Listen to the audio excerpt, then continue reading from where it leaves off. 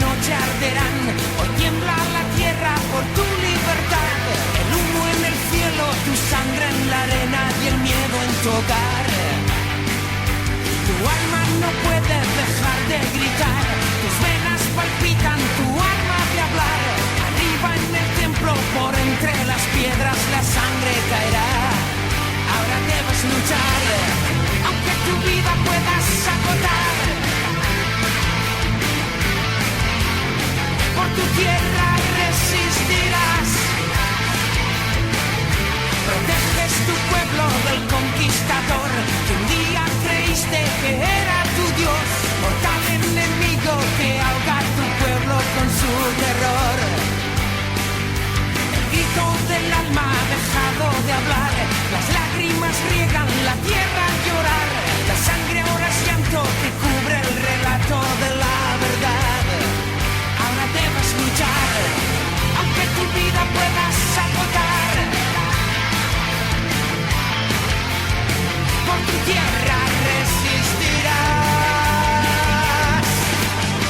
Aunque mueras por luchar en el campo de batalla, tu alma siempre vivirá por buscar la libertad. Aunque mueras por luchar en el campo de batalla, tu alma siempre vivirá por buscar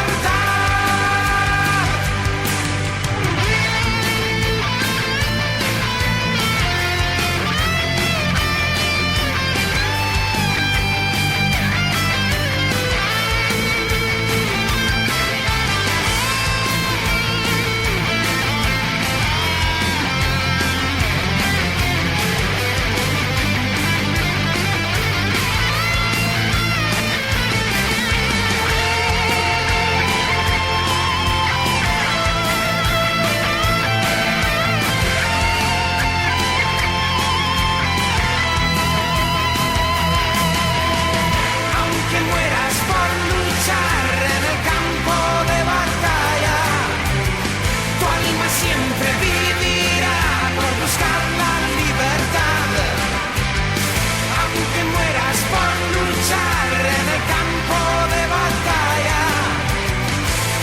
Siempre vivirá por buscar la libertad.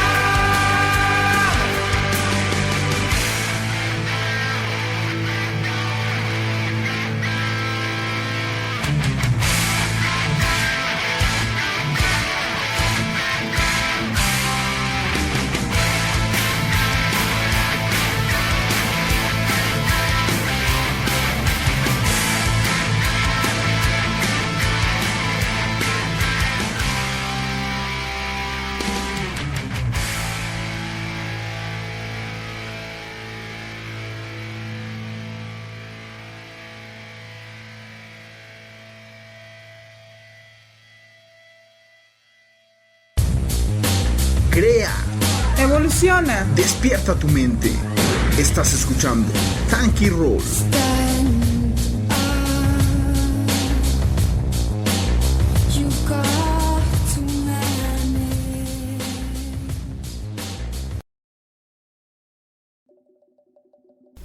Bien, entonces, banda, pues estamos de regreso, ya están escuchándonos. Un saludo para Erika Mora y Maradita Ochoa, que como siempre están presente y piden mano para hacerla de pedo aquí con nosotros. Pues ya nos dio una breve inducción Christopher sobre el tema de la conquista, nos dio unos antecedentes, pero qué pedo, qué pasa con los antecedentes que hay también en Europa. Digo, vienen de una religión sobre todo católica, por lo que yo sé, y digo, tú me vas a corregir. También tenían pedos ya, el catolicismo ya también estaba en decadencia. Digo, en 1517, si no mal recuerdo, entra este güey Martín Lutero, si no mal recuerdo, con 95 tesis tirándole a la Iglesia Católica, ¿no? Entonces estos güeyes, al ver que va en decadencia, ven en los nativos de América gente virgen, por así decirlo, gente inocente a la que le podían también transmitir la evangelización, como ellos lo decían, ¿no? Entonces hay un parteaguas tanto en Europa como aquí en México, como lo platicabas, o me equivoco. No, en efecto, el cristianismo en ese entonces pasó por una etapa muy difícil, que fue la separación, ¿no? Con Martín Lutero, es decir, la Reforma. Pero hay que recordar algo, ¿no? El choque, digamos, que tuvieron las tribus nativas americanas y la religión católica española fue algo todavía más profundo, ¿no? ¿Por qué? Porque la religión católica, en general, el cristianismo, diría yo, decir, no nada más la religión católica, sino la anglicana, la de Martín Lutero, que la protestante de Alemania, ese es el nombre que estaba buscando, gracias. Son religiones que devienen de un, digámoslo así, lo voy a hacer con un análisis un poco más junguiano del llamado mito solar, ¿no? Son religiones eminentemente monoteístas y son religiones que inician su culto desde milenios antes. ¿A qué se alaba cuando se alaba a Dios, a un solo Dios, ¿no? En la antigüedad, en la época quizá más primitiva del ser humano, nosotros alabábamos muchos dioses. ¿Por qué? Porque había el dios del trueno, el dios del mar, el dios del viento, y una cantidad de dioses que tú puedas imaginar en cualquier lugar del mundo, ¿no? Entonces de repente hay un cisma religioso, mítico, profundo en la psique humana, que hace que pasemos del politeísmo, de alabar muchos dioses, al monoteísmo. Empezó mucho tiempo antes del catolicismo. Empieza, ahora sí que no tengo el antecedente más antiguo, yo se lo atribuiría a un antiguo sacerdote egipcio, se llamaba Osarsip. Él es mejor conocido por otro nombre, el nombre por el que lo conocemos la gran mayoría de nosotros es Moisés. Moisés era egipcio, no era un judío creado por egipcios. Ese es un mito judaico, es un mito hebreo, ¿no? ¿Qué fue lo que hizo Moisés? Él le dio la vuelta al mundo, hizo algo que nos va a seguir afectando durante mucho tiempo, porque la humanidad no ha podido salir de ese estado en el cual Osarsip, por el nombre del que yo me voy a referir a él, hizo la vuelta al mundo, ¿no? Él decía, yo no quiero hacer una religión para un pueblo, yo quiero tener un pueblo para una religión. Entonces ese es el gran cambio de ¿cómo se llama? De la religión monoteísta, politeísta monoteísta. ¿Por qué? Porque al tú tener un pueblo para un dios para un pueblo, tú tienes que tener en consideración todas las diversidades que existan en ese pueblo. Por ejemplo, el pueblo egipcio estaba compuesto de una cantidad gigante de personas que venían tanto de la partes del subsahara, es decir, la parte de abajo del desierto del Sahara, venían de las tribus judaicas, muchos de ellos, algunos otros todavía no se sabe de dónde vinieron como exactamente los antiguos egipcios, dicen por ahí que de Yemen. Entonces eran bastantes pueblos y se les respetaba a cada uno su religión. Hay que recordar, por ejemplo, que el Imperio Romano incluso, que fue el que ya hizo el gran cambio de la religión monoteísta en el concilio, donde se funda como el cristianismo como la religión universal, ellos antes de eso respetaban a los dioses de los diferentes pueblos. Entonces Moisés dice, vamos a hacer un pueblo para un Dios.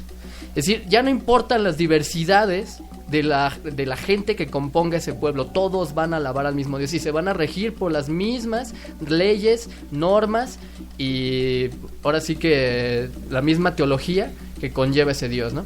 Entonces él hace este vuelco, empieza la religión hebraica a ser reconocida como la religión monoteísta por definición, de manera universal, y de ese mismo pueblo sale la persona que funda la gran religión cristiana, es decir, Cristo, ¿no?